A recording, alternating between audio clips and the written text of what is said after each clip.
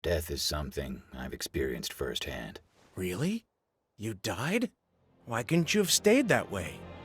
What's going on YouTube? Cheapmaster55 here, aka LoganJYA on Twitch. Be sure to hit the link for the stream down below. We do weekly free tournaments, giveaways, and a whole lot more. I've got TK629 on the line with me, my good friend, and we are going to go through his winning deck list from last week's GG4FREE tournament series, and he decided to play Altergeist. Unfortunately, you know we're not the biggest fans of the deck on the stream, but we cannot deny its power level.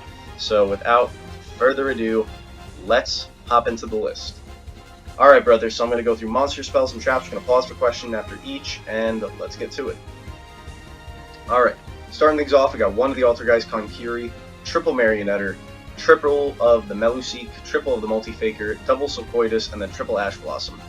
Really not much to ask about here, except maybe for the lack of additional hand traps. We see you're only going for the triple Ash Blossom, and then, spoiler alert, you're going for the triple Imperm. Did you find yourself missing any hand traps, or were you very happy with this 6 hand trap ratio? It was alright. The only other hand trap I think would have been worth playing is Valor, because it's got general application against most of the decks, but, like, I don't know, like, we're playing under PPG, which is a big difference, so the fact that, like, Eldritch isn't as big, I felt like PD Crow wasn't worth main decking, at the very least. Obviously, Adamantipator isn't as big because of the, losing Needle Fiber and Block Dragon. So I felt like you don't really need to main deck as many hand traps in this format. Moving on, let's hit the spells super quickly. We've got 1-for-1, a single copy Pod Duality. That's kind of interesting. And then triple Extrab. I mean, only one Duality. Did you wish you were playing more by any chance? Honestly, I might just cut the card. Like, it's honestly good for, like, evening out hands. But, because, like, you lose when you don't see Altergeist cards. Like, it's a once per turn, and it really doesn't, like, give you that much advantage. 1-for-1 is cracked. Like, it's cracked. That's not really, obviously you play 3 extra. But, Duality, I don't know. I feel like the card's okay. Like, if it can, like, add Faker or something like that, and, like, yeah, that's broken. But, like, a lot of the times you're like, okay.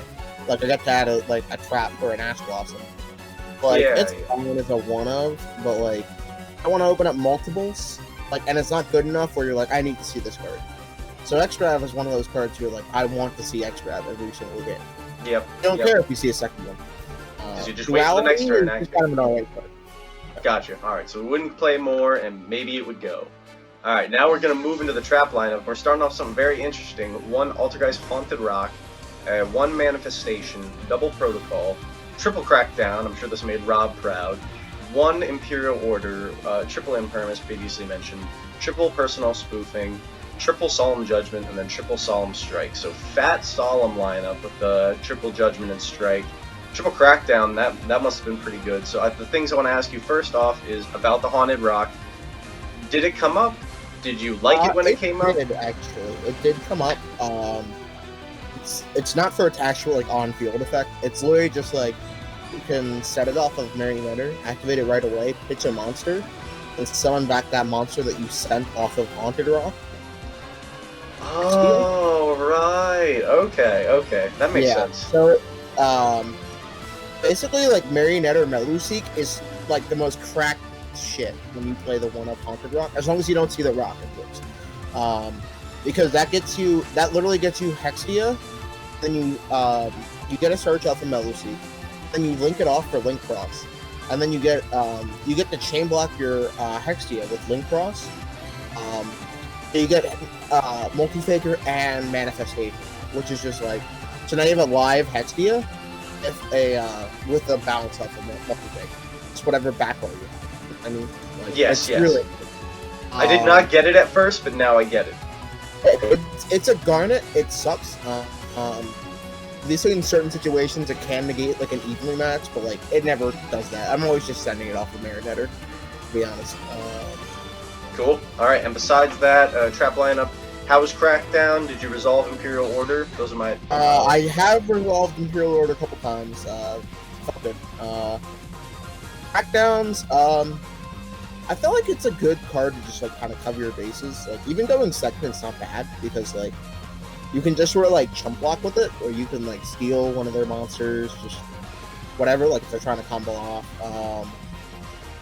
I like, and right now since Eldritch is like neutered because they only have one Sanguine, a lot of the times I just have to like hard summon Eldritch and then rely on conks and like block arrows.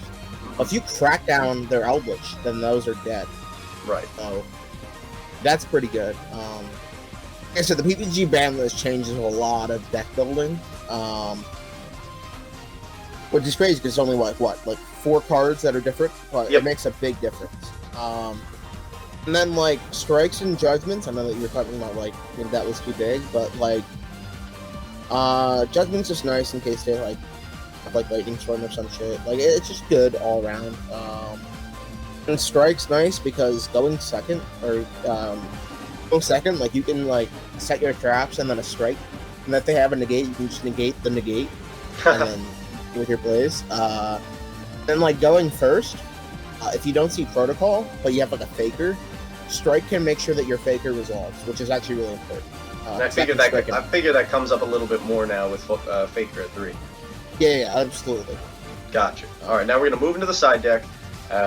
Quickly, we got the triple Nibiru, triple the Cosmic Cyclone, triple the Dark Ruler No More, triple of the Secret Village's Spellcasters, cards insane in Altergeist, and then triple of the Evenly Matched. So I guess one question was, like, I see the Cosmics here on the side. Did you miss any spell and trap removal in the main, or were you happy with it residing in the side deck? I was fine. I actually won. I played against a Mystic Mind Burn player. I still won. I didn't see order. I mean, the guy kind of bricked, to be completely honest with you, but I just played very conservatively. I just hope they wouldn't hard open the mine. And then if they do, spoofing can shuffle back your monster, and then the mine kills itself. Like, you have outs to it. Right. Just a little bit different. And then obviously orders an out. But yeah. And like, since Eldritch isn't as big, I don't really fear it as much. Like I said, like Crackdown can kind of just like stop an Eldritch player without 3 Sanguine. Because they kind of have to rely on like Eldritch actually like summoning itself. Oh, that's another perk to playing Strike, is Strike can actually stop the Eldritch in hand.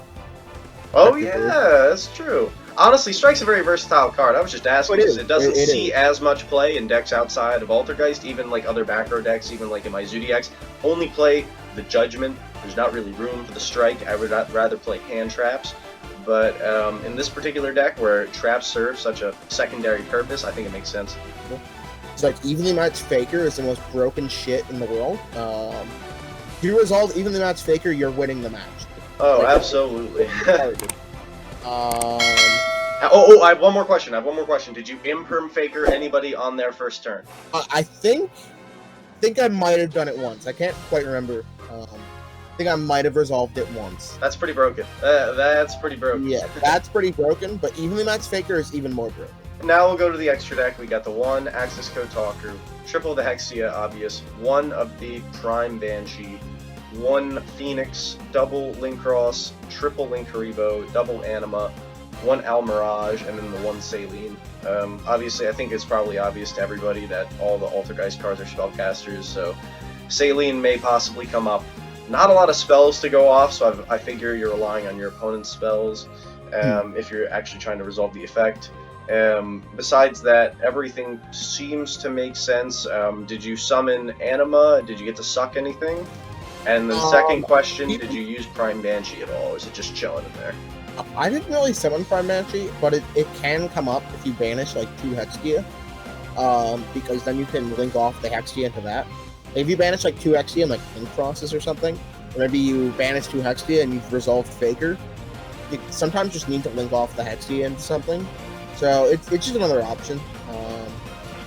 And then I might actually start playing 3 Link Cross, because the card is really good. It chain blocks Hexia, which is just really nice. But since you're playing Haunted Rock, like it's really good because you actually do rely on like resolving a Hexia search a lot. 3 Linkaribo, it's just because, you know, you're playing, you know, that one's obvious. So. Now what about the Anima? Did you suck? I did not really get to suck that often. No! Everyone was respecting the Anima. People were playing around it. People were respecting it. But Unfortunately, there was a lot of times where I literally had to normal summon Meluseek and make Anima because I banished my Link Rebos and Anima Mirage. Ha, nice. Well, it didn't matter. Like, I still got the Surge. That's what matters. And another cool thing about Anima, this didn't come up in the tournament, but if you're playing Secret Village, you can make an Anima and it's a spellcaster. So you can do that. Indeed. So even if they Ash like the multi-faker, your village, or sorry, Ash the Meluseek, your village is still online. All right, well, Tom, thank you so much for doing this deck profile with me today. I hope to see you in the next tournament. Good work, congratulations, and definitely some tight deck building. Good, strong choice. Honestly, you know, Altergeist is arguably one of the best decks of the current format in Modern and in PPG list.